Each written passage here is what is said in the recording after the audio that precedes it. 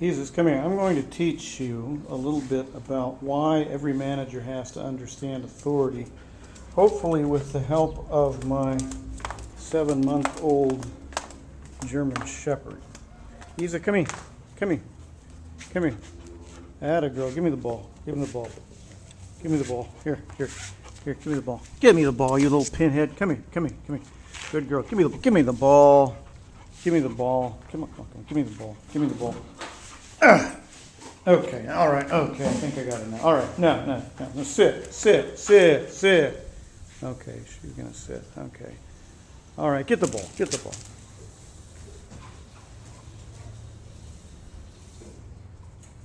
Atta girl, give me the ball now. Give me the ball. You see, she kind of wants to collaborate, but she really doesn't because she wants the ball to be hers. And if I ignore her, she'll eventually let it drop, and so I can get it. But she wants to kind of have her way and negotiate. And human beings are not that different. We want to do things our way. And if someone shows an interest in something we have or wants us to do something, our assumption is we'll want to do it on our terms, and we'll not want to necessarily collaborate. Give me the ball, pinhead. Got it. Okay, sit. No, she doesn't sit. Come on. Get the ball. Yeah, she'll go. So she does what she wants. She obeys the commands she wants, not the ones that I necessarily want to give them. She obeys them when she wants to, so on and so forth. Typical of us. Now, something miraculous happens to human beings, and Jared Diamond, I think, is probably your best source on this. When human beings learn that someone is an authority, most of this challenging behavior is suppressed. In fact, Jared Diamond goes so far as to argue that those tribes that manage to invent authority, that is, to get people to obey a person because of their rank or status or some kind of abstract criteria, those societies were able to field larger and more effective armies than those who didn't, because they were spending all their time always fighting and haggling, negotiating about whether they were, who was going to fight whom and when.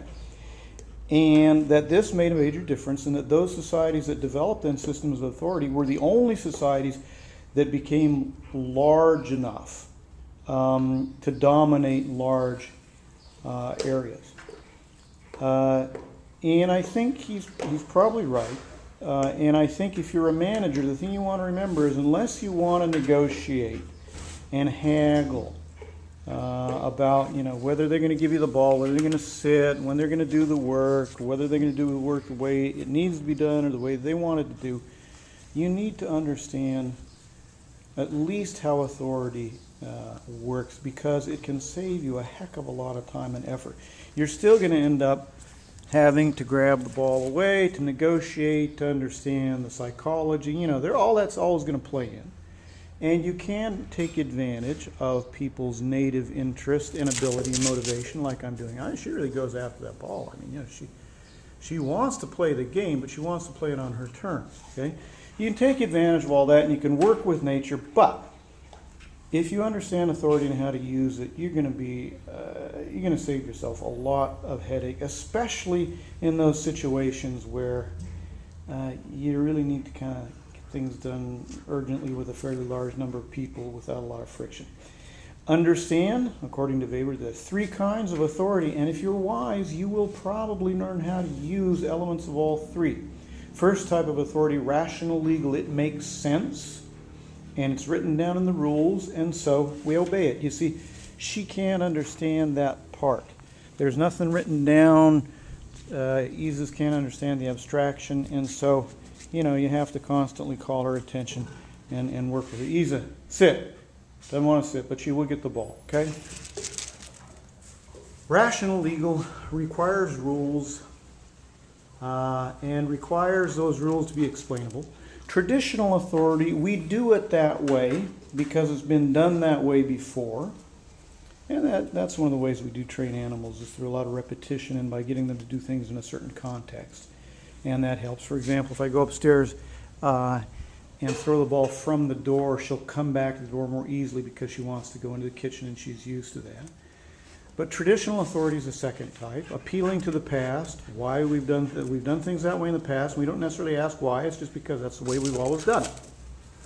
And it's a very effective way of exercising authority, but it's different from rational legal. And finally, charismatic, which is really strange. It means that you have a certain personality, a certain attraction, a certain mystique, a certain vision, and people are called to that, and they respond to you because of that. An effective manager will be aware of all these, may not be able to have the charismatic authority, that seems to be kind of native, but we'll be aware of all those things and we'll probably be able to use them. One of the things that you have to understand is really important, and most people absolutely do not understand. They think that charisma, for example, is a magic bullet, or that rational legal people just naturally fall in line. You have to understand that each of these types of authority generate a certain type of organizational context and setting and administrative structure. And you choose an authority type and you get all the baggage that comes with it. And if you don't understand that baggage, and how to use that authority administratively, then you will doubtless be less effective in your attempts to get people to do what you want them to do than you would be if you understood the administrative implications of authority.